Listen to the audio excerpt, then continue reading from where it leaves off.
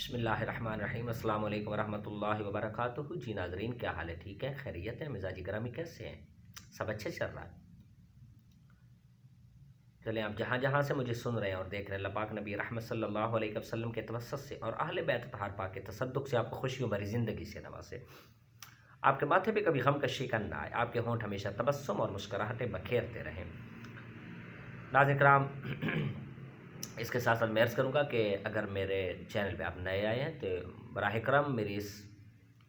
Channel کو ضرور like اور سبسکرائب کر دیجیے گا اور ساتھ لگے بیل آئیکن کو بھی پریس کر دیجیے گا تاکہ میری ہر آنے والی نئی ویڈیو آپ تک بر وقت پہنچتی رہے۔ ناظرین کرام، کتنے خوش نصیب لوگ ہوتے ہیں کہ جو ہم وقت اس کے لیے تیار رہتے ہیں کہ کوئی اللہ کریم کے نام پہ سوال کرے تو اپنا ہم تن من دھن سب کچھ اس کے راستے پہ قربان کر دیں۔ ذرا آپ اس دور میں، اس نفسا نفسی کے دور میں ایسی ہستیوں کا امیجن کریں، تصور کریں کہ وہ کس قدر جو ہے نا اللہ کے عشق میں مستغرق رہتے ہوں گے، کہ جو ہم وقت اس کوشش میں ہوتے ہیں کہ اللہ کریم کے لیے ہم سب کچھ اپنا قربان کر دیں اور تیار رہتے ہیں۔ میں بھی ایک بات پڑھ رہا تھا، بڑا ایمان افروز واقعہ پڑھ رہا تھا تو میں نے کہا کہ چلے آپ سے بھی شیئر کر دوں۔ لکھا ہوا تھا وہاں کہ جناب ابراہیم علیہ السلام ایک دفعہ جنگل میں اپنی بکریوں کا ریوڑ لے کے پھر رہے تھے، انہیں چرا رہے تھے کہ جناب ایک اللہ تعالیٰ کا قاصد فرشتہ وہاں سے گزرا جو بلند آواز سے اللہ تعالیٰ کی بڑائی بیان کر رہا تھا، اللہ تعالیٰ کی عظمتوں کے ڈنکے بجا رہا تھا، اللہ تعالیٰ کا جو جلال ہے، ہیبت ہے، اس کے ترانے پڑھ رہا تھا، اونچی آواز سے اللہ تعالیٰ کی حمد و ستائش کر رہا تھا۔ جب یہ رس گھول دینے والی آواز، جب یہ میٹھے الفاظ، جب اللہ کی حمد و ستائش، اس کی تسبیح و تحلیل، اس کی تحمید و تقدیس کے یہ ترانے جناب ابراہیم خلیل اللہ علیہ السلام کے جب کانوں میں پہنچے تو جناب ابراہیم خلیل اللہ کی روح تڑپ گئی، دل مچل گیا، خوش ہو گئے۔ اب آپ کو نہیں علم تھا کہ یہ جو ہے نا اللہ کی طرف سے بھیجا گیا کوئی فرشتہ ہے، قاصد ہے، جو مجھے آزمانے آیا ہے، میرا امتحان لینے آیا ہے۔ جب اس کی زبان سے یہ الفاظ سنے، یہ ایمان افروز کلمات کا تکرار سنا تو باغ باغ ہو گئے۔ تو کہا کہ بھائی ذرا ان الفاظوں کو دوبارہ دہرائیے گا، انہوں نے سیدھا میرے دل پہ دستک دی ہے، میرے دل کی دنیا کو زیر و زبر کر دیا۔ عشق حقیقی کا جو لاوا ہے وہ آتش فشاں بن کر میرے دل میں ابل پڑا ہے۔ میں پھر ان الفاظ کو سننا چاہتا ہوں، اپنے محبوب کے الفاظ کو سننا چاہتا ہوں، اپنے محبوب کی تعریف، اس کی ستائش میں سننا چاہتا ہوں، ذرا پھر سے کہیے گا کیا کہا ہے۔ تو فرشتے نے پھر بلند آواز سے اللہ تعالیٰ کی بڑائی بیان کی، اللہ تعالیٰ کی عظمت کا ڈنکا بجایا، اللہ تعالیٰ کی جو شان ہے اور اللہ تعالیٰ کی جو عظمت ہے اس کے قصیدے بیان کیے کہ بڑی شان والا ہے میرا اللہ، بڑی عظمت والا ہے میرا رب،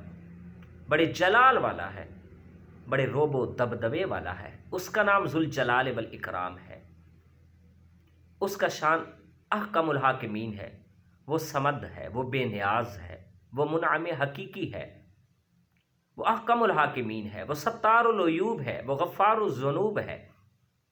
یہ الفاظ اس طرح کے اس کی بڑائی کے نکلنا تھے کہ ابراہیم خلیل اللہ سجدے میں پڑ گئے، دل باغ باغ ہو گیا۔ جب اس نے اپنے الفاظ ختم کیے تو جناب ابراہیم خلیل اللہ عرض گزار ہوئے کہ ایک دفعہ بھائی خدا کے لیے پھر اس کو پڑھیے گا۔ تو اب اس نے شرط رکھ دی، پہلے بات یہ غیر مشروط تھی، اب شرط آ گئی، پوچھا کہ اگر میں یہ دوبارہ الفاظ سناؤں تو مجھے کیا معاوضہ دو گے، مجھے کیا ریوارڈ ملے گا، مجھے کس چیز سے نوازو گے؟ پاس تو سامنے جو کچھ آپ کا اثاثہ تھا وہ بکریاں ہی تھیں نا، تو آپ نے کہا کہ میں ان بکریوں سے آپ کو نواز دوں گا، آدھا جو ریوڑ ہے بکریوں کا میں آپ کو بخش دوں گا، آپ کو دے دوں گا، ذرا پھر سنائیے۔ اس نے بڑی شان سے، بڑی جو ہے نا بڑے خاص طریقے سے پھر اللہ تعالیٰ کی حمد و ستائش کی، پھر اس کے ترانے پڑھے، پھر اس کی تعریفیں کی کہ بڑا جلال والا ہے میرا اللہ، بڑا کریم ہے، بڑا احکم الحاکمین ہے، بڑی عظمت والا ہے۔ تو جب یہ الفاظ دوبارہ جناب ابراہیم خلیل اللہ نے سنے تو دل تڑپ گیا، دل مچل گیا، دل باغ باغ ہو گیا، آنکھوں میں ایک سیل رواں جاری ہو گیا۔ بہت خوش ہوئے کہ اس کے بعد جب اس نے اپنے یہ الفاظ کلمات ختم کیے تو جناب ابراہیم خلیل اللہ نے پھر عرض کی کہ بھائی ایک دفعہ مجھے یہ الفاظ، یہ رس گھول دینے والے الفاظ، یہ میٹھی آواز میں پھر سنائیے گا۔ اس نے کہا کہ مجھے آپ کیا دو گے اگر میں سناؤں تو؟ کہا کہ یہ جو باقی ریوڑ بچہ ہے نا آدھا، میں آپ کو اسے بھی نواز دوں گا۔ اس نے پھر سنائے تو آپ مچل کے بڑے خوش ہو گئے،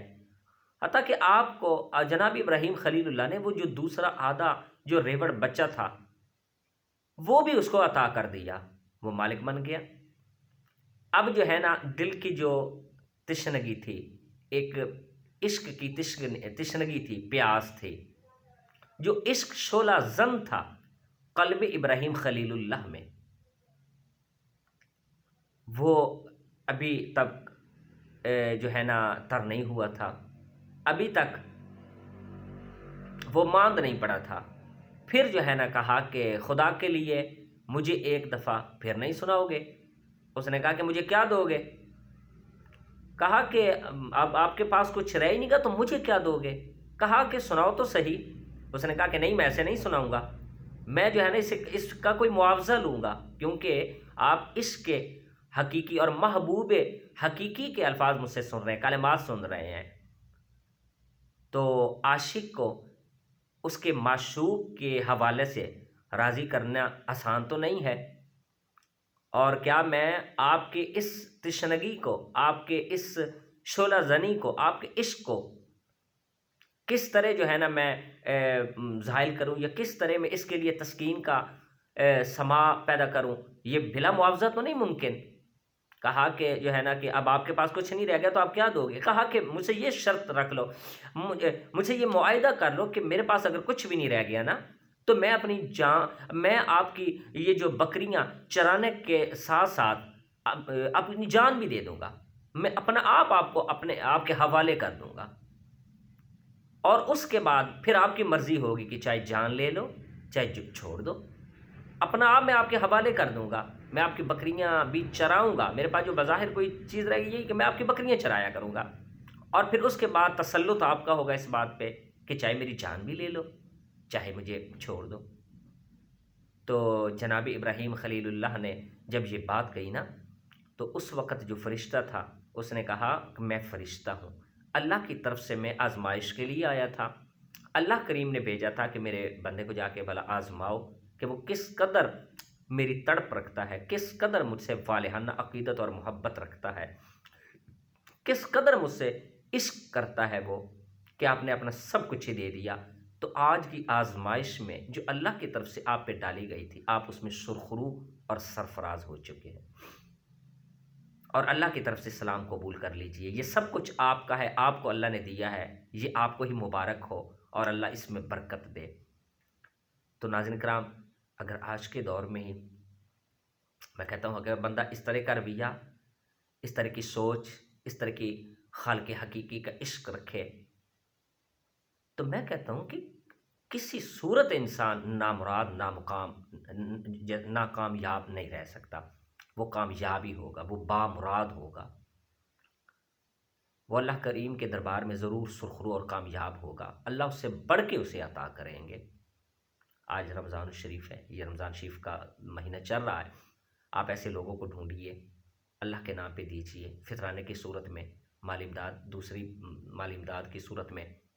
افطاری کی صورت میں، سحری کی صورت میں، آسان ترین یہ ذرائع اور راستے ہیں کہ ہم اللہ کریم کے دربار میں اور دربار خاص میں اپنا خاص مقام حاصل کر سکتے ہیں۔